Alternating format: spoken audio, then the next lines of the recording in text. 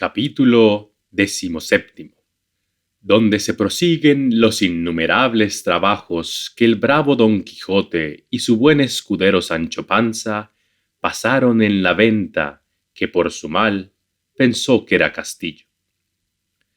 Había ya vuelto en este tiempo de su parasismo Don Quijote, y con el mesmo tono de voz con que el día antes había llamado a su escudero, cuando estaba tendido en el val de las estacas, le comenzó a llamar diciendo: «Sancho amigo, ¿duermes? ¿Duermes, amigo Sancho?»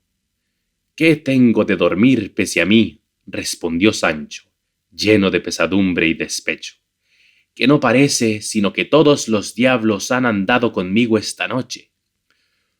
«Puédeslo creer ansí, sin duda», respondió Don Quijote, «porque o yo sé poco, o este castillo es encantado, porque has de saber. Mas esto que ahora quiero decirte, hasme de jurar que lo tendrás en secreto hasta después de mi muerte». «Sí, juro», respondió Sancho. «Dígolo», replicó Don Quijote, «porque soy enemigo de que se quite la honra a nadie». «Digo que sí juro», tornó a decir Sancho, «que lo callaré hasta después de los días de vuestra merced, y plega a Dios que lo pueda descubrir mañana». «Tan malas obras te hago, Sancho», respondió Don Quijote, «que me querrías ver muerto con tanta brevedad». «No es por eso», respondió Sancho, «sino porque soy enemigo de guardar mucho las cosas, y no querría que se me pudriesen de guardadas». «Sea por lo que fuere», dijo Don Quijote, «que más fío de tu amor y de tu cortesía. Y así has de saber que esta noche me ha sucedido una de las más extrañas aventuras que yo sabré encarecer. Y por contártela en breve, sabrás que poco ha que a mí vino la hija del señor de este castillo, que es la más apuesta y fermosa doncella que en gran parte de la tierra se puede hallar. ¿Qué te podría decir del adorno de su persona? ¿Qué de su gallardo entendimiento? ¿Qué de otras cosas ocultas que por guardar la fe que debo a mi señora Dulcinea del Toboso dejaré pasar intactas y en silencio?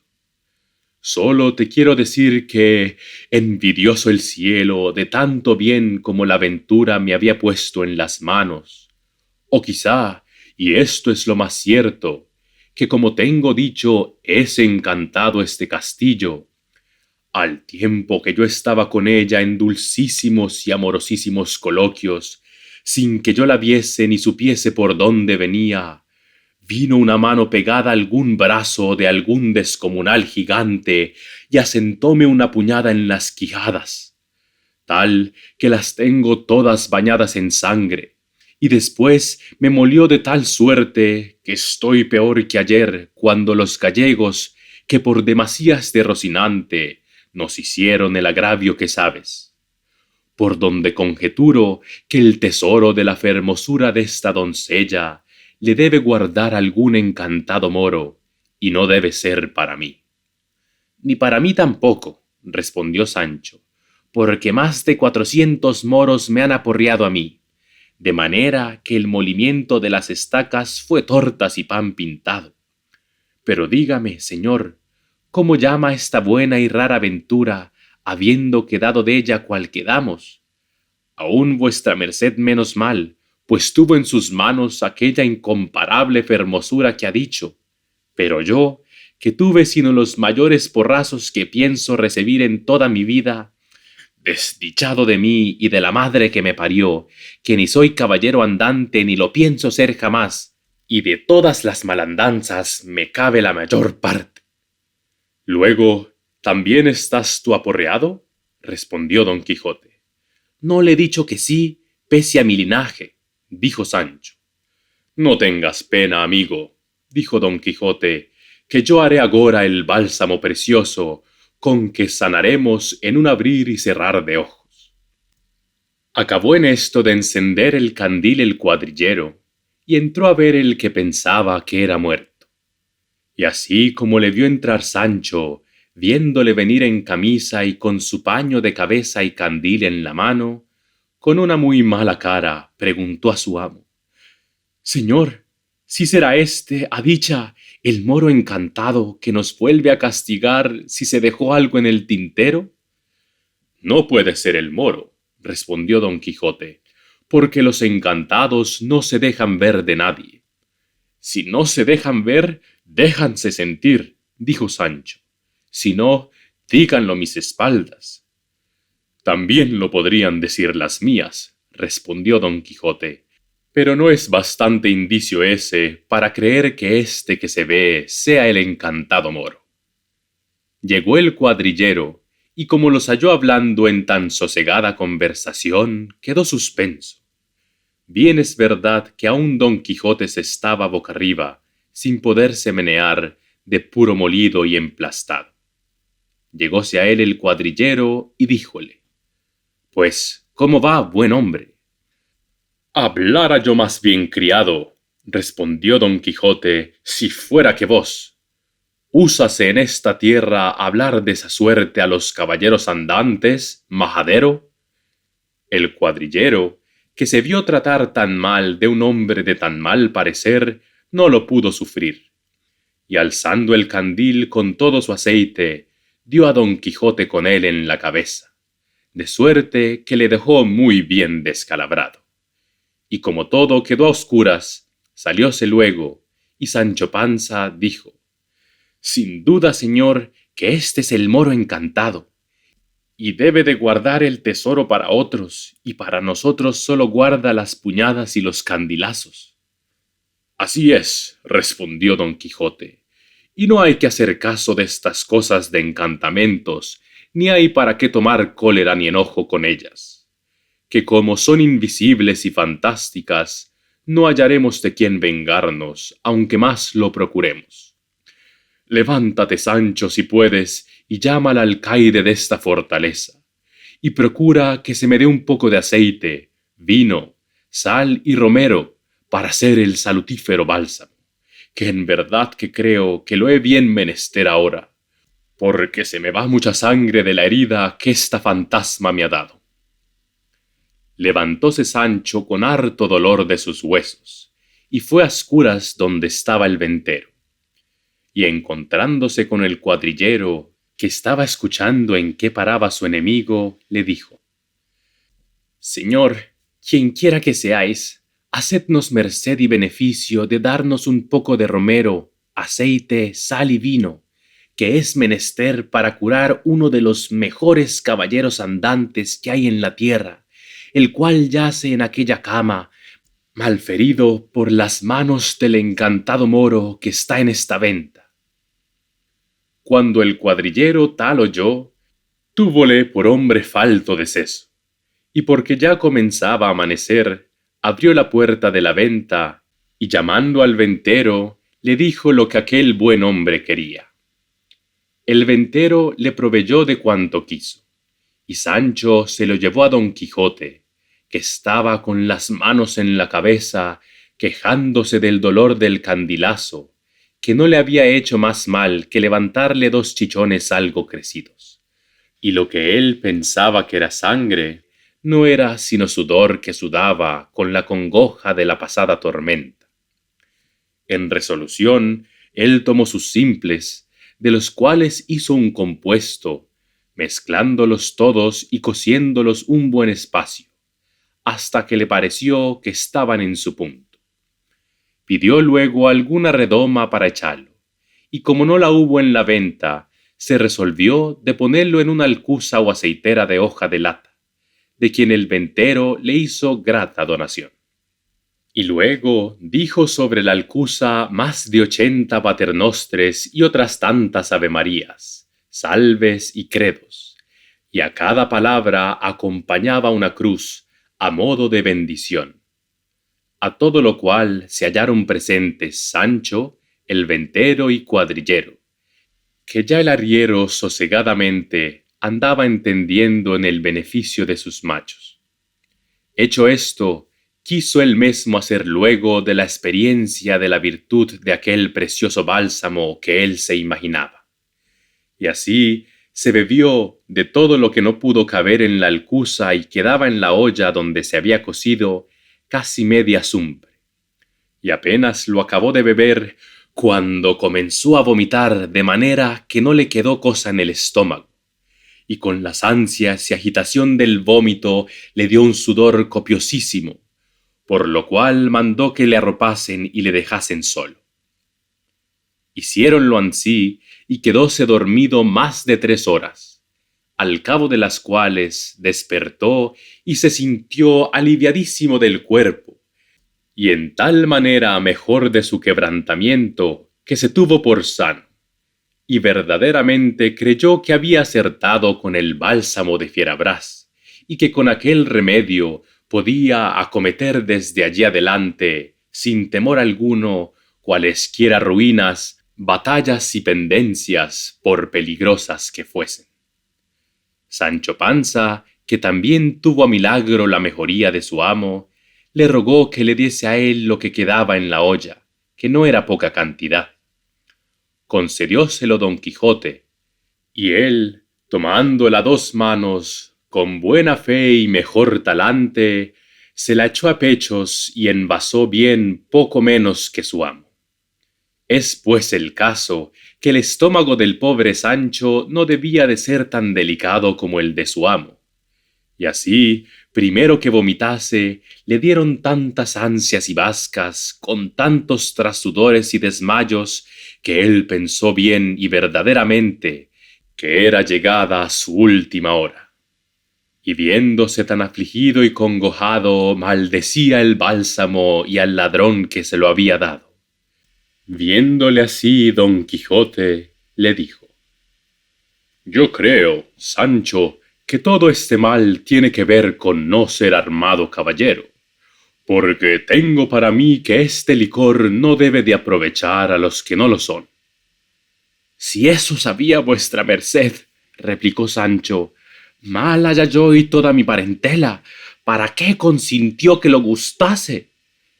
En esto hizo su operación el brebaje, y comenzó el pobre escudero a desaguarse por entrambas canales con tanta priesa que la estera de Enea sobre quien se había vuelto a echar, ni la manta de Angeo con que se cubría, fueron de más provecho.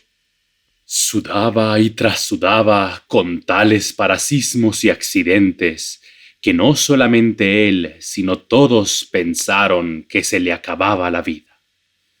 Duróle esta borrasca y malandanza casi 2 horas, al cabo de las cuales no quedó como su amo, sino tan molido y quebrantado que no se podía tener. Pero Don Quijote, que, como se ha dicho, se sintió aliviado y sano, quiso partirse luego a buscar aventuras, pareciéndole que todo el tiempo que allí se tardaba era quitársele al mundo y a los en él menesterosos de su favor y amparo, y más con la seguridad y confianza que llevaba en su bálsamo. Y así, forzado de este deseo, él mismo ensilló a Rocinante y enalbardó al jumento de su escudero, a quien también ayudó a vestir y a subir en el asno. Púsose luego a caballo, y llegándose a un rincón de la venta, asió de un lanzón que allí estaba, para que le sirviese de lanza. Estábanle mirando todos cuantos había en la venta, que pasaban de más de 20 personas. Mirábale también la hija del ventero, y él también no quitaba los ojos de ella, y de cuando en cuando arrojaba un suspiro que parecía que le arrancaba de lo profundo de sus entrañas, y todos pensaban que debía de ser del dolor que sentía en las costillas. A lo menos pensábanlo aquellos que la noche antes le habían visto bizmar.